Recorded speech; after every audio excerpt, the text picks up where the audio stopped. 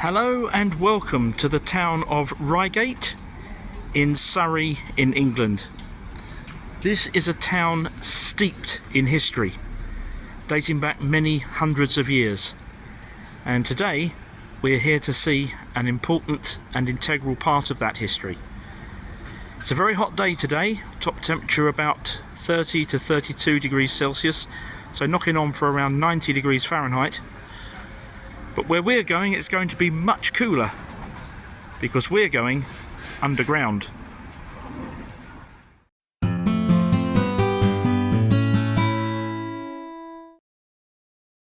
Surrey's location in the southeast of England means that it's dominated by the hills of the North Downs, one of two ranges of hills between London and the south coast. And it's this geography and geology that's going to be at the heart of what we look at in this video. If you've been following my series on the Godstone sinkhole, which opened suddenly in February 2025, you'll understand how fundamental this geology is to the situation that's occurred there. If you haven't yet seen those videos, you'll find a link later in this one. On this map, Reigate can be seen here on the left. Godstone is here on the right, and the distance between the two is only about 7 miles, so the geology is fundamentally the same. Reigate contains a warren of caves, all man-made and built over many centuries for a variety of purposes. Some have become lost or filled in, some may yet await rediscovery, but large sections remain accessible and cared for and studied by the Wealden Cave and Mine Society. There are two cave systems that can be accessed from Tunnel Road, and we'll look at these briefly in a moment. But there's a much older section that runs under the grounds of the former castle, known as the Baron's Cave, and it's this ancient network that we've come to see today. But let's start then with Tunnel Road. This magnificent facade, built at the High Street end, incorporates a plaque just above the arch, and if we zoom in, we can see that it says, "This private road was formed through the private grounds of the Right Honourable John Somers, Earl Somers, in the year 1823. This is very significant, because it makes it Britain's oldest purpose-built road tunnel, and in 2023, this plaque was unveiled nearby to mark its bicentenary. For the first 35 years of its life, the tunnel charged tolls to everyone except pedestrians, and for almost 100 years afterwards, it continued to welcome two-way traffic. It was made northbound only in 1954 and fully pedestrianised in 1970. Today, it's a Grade 2 listed building.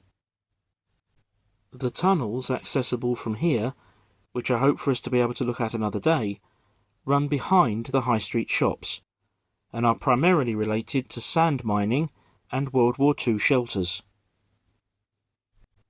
All of the caves are kept secure, but for a limited number of days each year throughout the summer season, tours are arranged by the Wealden Cave and Mine Society, and it's one of these tours that we should be joining today. So let's now make our way back down towards the high street and head off towards the Baron's Cave. Okay, so from Tunnel Road, where we started just now, we're going to come a few hundred yards along the High Street, past Reigate's historic Town Hall building, with its clock dated 1728, and we're going to go along there towards the entrance of the Baron's Cave. This map of the centre of Reigate will show exactly what we're doing. This blue line is Tunnel Road, and we're now making our way along the High Street. We'll be climbing this set of steps, and then making our way along the edge of the castle grounds to the entrance to the Baron's Cave, which is located just here. This has brought us around the side of the old castle grounds, and the Baron's Cave is just over there, where everything's been set up for the opening. At this point, I would like to thank the Wealden Cave and Mine Society for the opportunity to take photographs during the tour. It was obviously a very dark environment, and they had some very specific rules relating to photography, which I understood and was happy to respect. The story of the Baron's Cave begins with the Norman invasion of England in 1066 under William the Conqueror, who became King William I. One of the Norman noblemen who supported and assisted William with his conquest was William de Warenne. Shortly before his death in 1088, King William's successor, his son King William II, appointed him first Earl of Surrey. Upon his death, his son, who remarkably was also called William, succeeded to the title as the second Earl, and it was he who ordered the building of Reigate Castle. Beyond the fact that the classic defensive giant earthwork was constructed, known as the Motte, which still survives to this day, we can't know what this building would have looked like, because it would have been constructed entirely of wood. However, this picture gives a general feel for what the design might have looked like. Sometime in the 12th or 13th centuries, the wooden structure was demolished in favour of a much grander stone-built castle.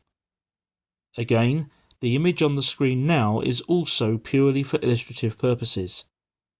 As with the wooden castle, we don't know what Reigate's stone castle looked like either. It certainly never saw any significant military activity over the years, and by the time of the English civil wars in the 17th century, it was already a ruin. Shortly afterwards, it disappeared altogether, leaving behind just the motte and the grounds. But the castle's cave network, running inside the motte and now called the Baron's Cave, does still survive. As soon as we're down those steps and through the protective doorway, this is the wondrous sight that meets us. Flickering candles illuminate the darkness disappearing in the distance, and the temperature has dropped from 32 degrees Celsius or 90 degrees Fahrenheit outside to just 10 degrees Celsius or 50 degrees Fahrenheit inside. Our guide issues us with lamps and we set off into the darkness, passing walls that are covered with centuries of graffiti, carvings of names, dates and places, and also many pictures, particularly horses. Some people have queried why this should be, but we need to remember that throughout most of our history the horse was our principal mode of transport, so it would have been an obvious creature for travellers to carve. There are two side tunnels, which we'll also look at in a moment, but in this image of the main tunnel you can see how we're gradually climbing upwards, deep inside the motte. This eventually breaks the surface at the top of the motte, although it's now secured. At the time of its original construction, that would have been deep inside the castle. The Wealden Cave and Mine Society are making new discoveries all the time, and we were shown this, which is one of their latest. It's not, as it first appears, a letter W. It is in fact two intertwined letter Vs.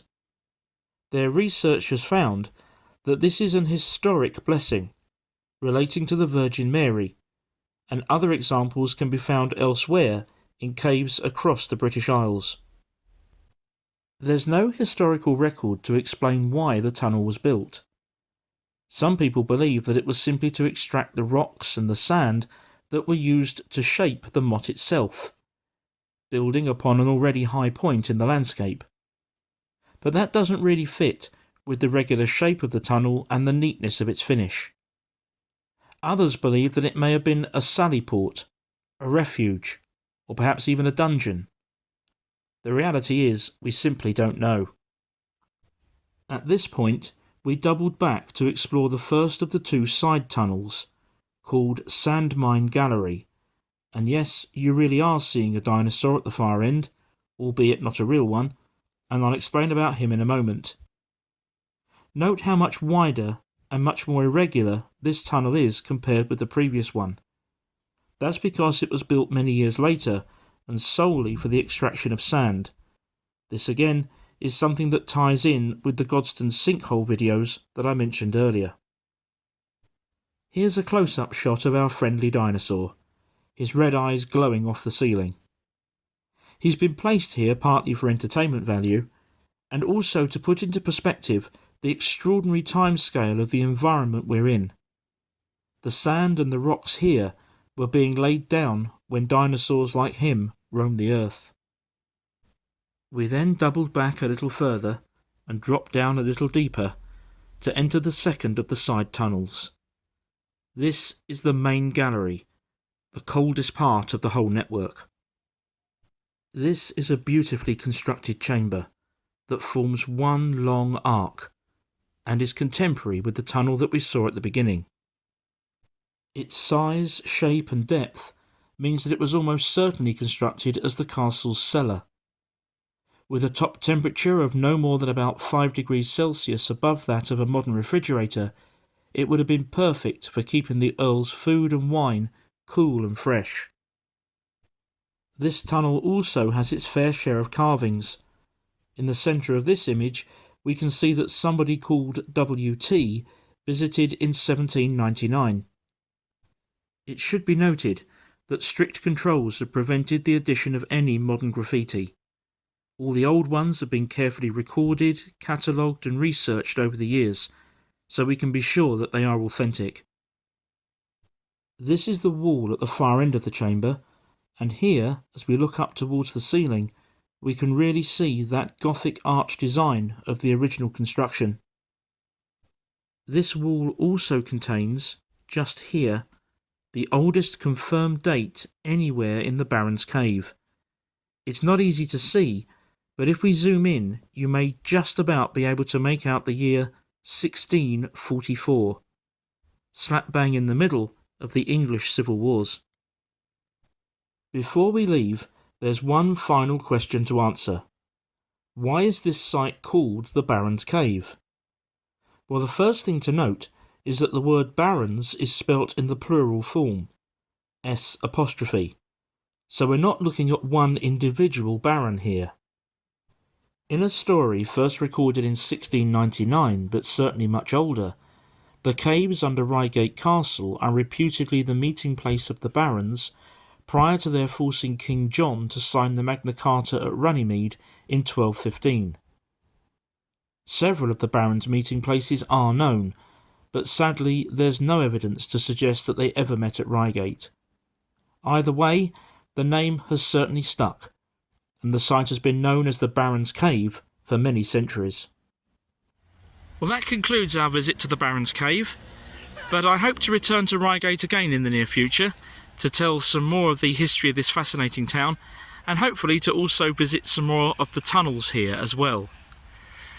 We're finishing this video in the castle grounds, very close to the entrance to Baron's Cave, where there is this 18th century folly, which is a beautiful structure designed to reflect the previous history of this place. As I mentioned earlier, there will be a link on screen in a moment to the latest of my Godstone videos relating to the sinkhole there, which of course ties in with the sandstone and the sand mining. Please like, subscribe and press the notification bell for more, and if you'd like to support the channel, the various ways that you can do that are on screen now. Thank you very much indeed for watching, and I will see you again next time.